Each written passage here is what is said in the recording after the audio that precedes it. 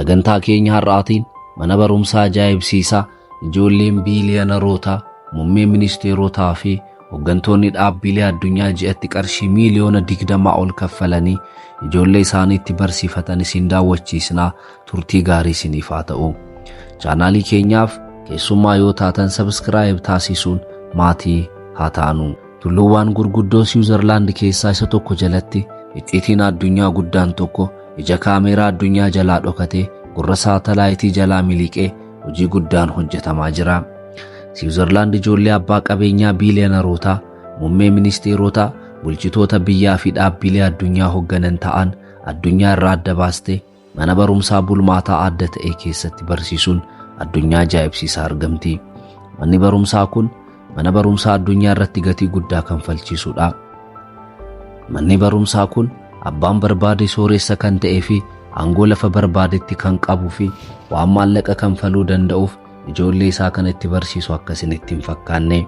Namoota biiliyoona addunyaa kana keessaa namoota biiliyoonarootaa fi aangoo guddaa qaban parsantii duwwaa qabxii duwwaa tokko kan ta'aniif isaan keessaa filamanii ijoolleen biiliyoonarootaa, muummee ministeerotaa, bulchitoota biyyaa fi dhaabbilee addunyaa hoogganan ijoollee isaaniitti barsiifatanii fi mana barumsaa icciitiidhaan guutamedha. Manni barumsaa kun School of Kings yookiin afaan Oromootiin mana barumsaa moototaa jedhamuun waamama. Manni barumsaa kun barataa tokkoof waggaatti doolaara Ameerikaa 157,057 kanfalchiisa. Manni barumsichaa maallaqa kana hunda guurratee ijoollee mana barumsaa kana keessatti barataniif maal barsiisaa? Maaliif qarshii kana hunda kanfalu? Wanti addaa mana barumsaa kana keessatti argatani maali jedhee kan gaafatuuf waan mana barumsaa kana keessatti taasifamu tokko tokkoon yeroo ilaalu deebii ni argata. Galma ijoollee kanaa yeroo ilaalu ajaa'iba jechuun isaa waan hin oolle. Manni barumsichaa kaampaasii 2 kan qabu yoo ta'u, mana barumsaa kana keessatti afaan Ingiliffaa, afaan Faransaay barumsi kan kennamu yoo ta'u, dabalataan afaan 20 ol ijoollee kanaaf barumsi ni kennama. Ijoolleen biyyoota garaa garaa irraa dhufan afaan ofii akka hin irraanfanneef afaanicha akka haasa'anii fi ijoolleef akka barsiisan ni taasifama. Kaampaasii Laaroozee keessatti kutaan kitaabaa guddaan kitaabota afaan garaa garaatiin barreeffaman 20 ol qabatee ijoollee kana qaruuf qophaa'ee jira. Mana barumsaa kana keessatti barataan kamiyyuu yeroo barbaadetti barsiisaa arguu fi mariisisuu, waan isaa hin galle gaafachuu yookiin gargaarsa barbaadu battalatti argachuu ni danda'a. Barsiisichis barattoota kana yeroo kamiyyuu gargaaruun dirqama isaati. Barattoonni mooraa kanaa laaptooppii fi taabileetii waan fayyadamaniif waraqaa fi qalama harka isaanitti arguun nama hawwisiisa. Manni barumsaa namoonni biyya bulchanii fi qabeenyaa guddaa qaban ijoollee isaatti barsiifatan kana keessatti galaana Jeeneevaa irratti iddoon bashannanaa qarqara galaanaa sanatti isaaniif qophaa'ee jira. Dooniin dhuunfaa, fardii fi lafa fardatti gulufan akkasumas iddoon bashannanaa cabbii irratti mucucaatan isaaniif qophaa'ee jira. Yeroo nyaata isaanii sheefota addunyaa irratti beekamaniin haala hoteela gurguddoo addunyaa keessatti nyaanni qophaa'uun isaaniif haala barbaadaniin qophaa'ee nyaata barbaadan filatanii akka nyaatan icciitiidhaan hojiin hundumtuu ijoollee mana barumsaa kana keessatti barataniif ni taasifama.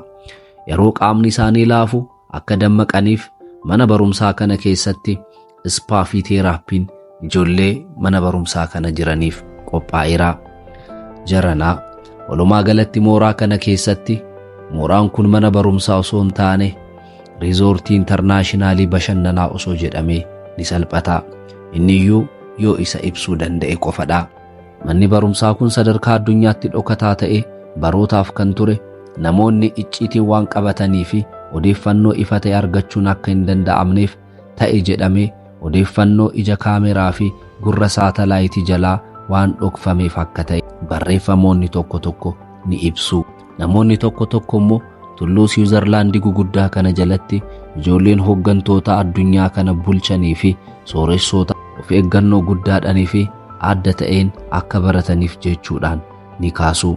Haa ta'u malee abbootiin ijoollee kana lafa barbaadanitti ijoollee isaanii of eeggannoo guddaa fi barbaachisaa ta'een eegsisanii barsiifachuu akka danda'an yaaduun salphaadha. Isaan garuu ijoollee isaanii gara mana barumsaa kanatti kan galchan Ijoolleen kun haala adda ta'een erga baratanii booda namoota sadarkaa addunyaatti iddoo guddaa qabaatanii fi addunyaa kana hoogganuu kan danda'an akka ta'an waan beekaniifidha. Daa'imni mana barumsaa kana gale hunduu sammuu qaroomaa fi dandeettii guddaa kan qabaatu waan ta'uuf iddoo inni jiru hundatti hoogganaa fi bulchaa, dursaa fi sooressa ta'uun waan hin oolledha. Ummaa isaanii irraa jalqabee barnoota icciitawaa ta'e mana barumsaa kana keessatti barnoota hooggansaa waliin wal qabatu barachaa guddatu. Kunis addunyaa irraa fagaatanii addunyaa kana akka qo'atan taasisuuf iddoo icciitawaa kana akka galan taasifama. Waa'ee eeggannoo isaanii ilaalchisee rakkoon tokko kan hin uumamnee fi simbirri to'annoo isaaniitiin ala taate socho'uu kan hin dandeenyedha. Nagaan isaanis isaaniif eeggame barumsa isaanii qofa mana barumsaa kana keessatti gaggeessu. Mana barumsaa kana keessatti akka haala manneen barumsaa addunyaa irra jiranitti baayoloojii fi keemistirii, saayinsii fi herreega jedhamee qoodameen osoo hin ta'in haala adda ta'een waan ijoolleen ta'uu qaban waliin kan wal qabatu adda baasuun beekumsa walii galaan kalaquun ijoolleen kun sadarkaa guddaan akka ga'an taasifama. Addunyaan kaan waa'ee baratanii hojjechuu, qacarrii argachuu fi jiruu mo'achuu yeroo yaadu ijoolleen kun garuu bulchaa biyyaa fi hooggansa sadarkaa addunyaatti yookiin immoo qabeenya guddaadhaan biiliyoonara ta'uuf mana barumsaa kana keessaa ni ba'u. Yeroo achi bahan daldalli biyyaa fi addunyaa isaaniin durfama. Biyyi fi dhaabbileen addunyaa isaaniin hoogganama. Qabeenya maatii isaanii dhaaluun itti dabaluun aangoo fi maallaqni isaaniin qajeelfama. Kun hundi akkamitti ta'a yoo jettan manni barumsichaa ji'atti barataa tokko irraa qarshii miiliyoona 20 ol fuudhee kana irraa raawwatu taanaan maaltu isa adda taasisaree? Sababa kanaan namni barbaade hunduu gara mana barumsaa kana galuu hin danda'u. Namoota miiliyoona keessaa filamanii qofa galma kennamee fi waan gahaa ta'aniin sanaan akka jiraatan carraan isaaniif kennama. Laaronzeen ijoollee kana barsiisuuf ulaagaan inni jalqabaa dirqama daa'ima waggaa 7 ta'uu qaba. Daa'imichi waggaa 7 darbe taanaan manni barumsichaa isa hin simatu. Simannaan barattoota haaraa mana barumsaa biraa irraa dhufaniif mana barumsaa kana keessatti barachuu barbaadan garuu maatii moototaa fi abbaa qabeenyaa kan ta'an, afaan lamaa fi isaa ol dubbachuu kan danda'an, akkasumas sammuu qaroomaa, beekumsa gahaa fi dandeettii adda addaa kan qaban ta'uun isaanii madaallamee ni simatamu. Mee koottaa amma immoo haala barnootaa fi oolmaa isaanii guyyaa guyyaa haa ilaallu.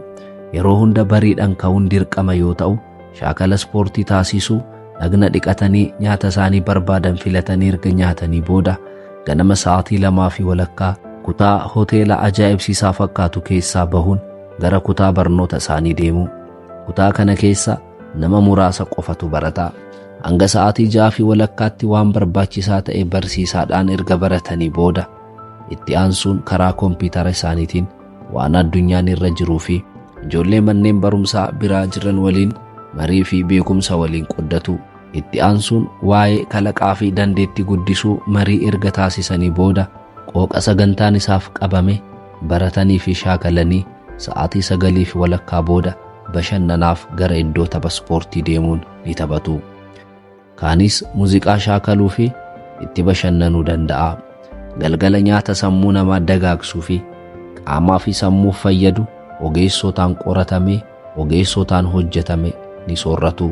Erga nyaata isaanii nyaatanii booda dandeettii dubbii isaanii guddisuu fi haasawaa gochuun waliin erga shaakalanii booda gara siree isaanii deemanii ni ciisu.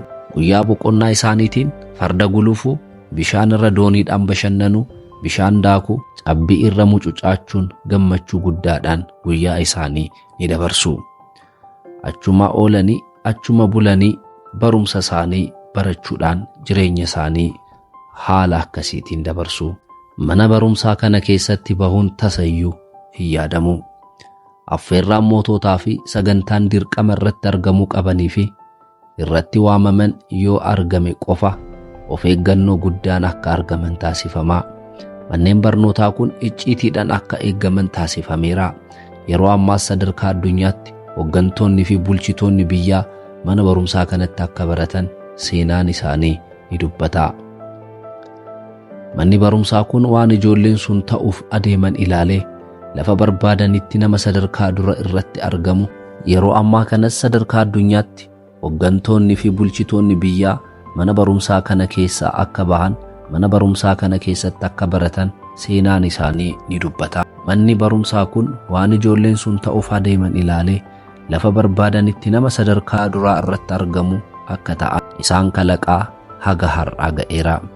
Namootni yeroo ammaa sadarkaa duraa irratti argaman iddoo wal fakkaataa akkanaa keessatti akka argaman namootni ragaa yeroo bahan ni dhaga'ama. Namootni kun waan barbaachisaa qulqulluu ta'ee fi fayyadu qofa warra baratedha. Barattoonni mana barumsaa kana keessatti baratan yoomiyyuu taanaan haalli isaan barnoota itti hordofanii fi maal ta'uu akka qaban karoorfame kan hojjetame waan ta'eef yoomiyyuu isaan dursaa fi hangafoota ta'u. Kuni ta'uu baatullee qabeenya maatii isaanii biiliyoonaan lakkaawwamu isatti fayyadamuudhaan namoota guguddoo fi babbeekamoo ta'uu danda'u. Sababa kanaan baha fagoorraa biyyoota Arabaa fi giddugala Awurooppaa akkasumas Afrikaa keessaas illee ijoollee isaanii mana barumsaa kanatti erganii barsiifachaa jiru. Biyyoonni mana barumsaa kana qeeqan tokko tokkollee hin dhabamne. Finilaand sirrii miti, manni barumsaa dhuunfaa hin barbaachisu, dhaloonni addunyaa haala wal fakkaataan mana barumsaa mootummaatti barachuu qabu jechuudhaan seera baafteetti fayyadamaa argamti. Isin maal jettu? Mana barumsaa ajaa'ibsiisaa kana hoo akkamitti argitan? Mee isinoo maal jettu? Biyya keenya keessatti manneen barumsaa akkasitti haala adda ta'een ijoollee barsiisan sadarkaa akkamiirra jiru? Isinoo barumsa keessan haala akkamiitiin barattan? Waan waa'ee mana barumsaa kanaa sinitti dhaga'ame koomentiidhaan nuuf barreessaa. Nagaan turaa. Ergaawwan akkasii dinqisiisoo ta'an isin bira akka ga'anii miidiyaa kana subscribe taasisu, hiriyoota keessaniif share gochuu hin dagatina.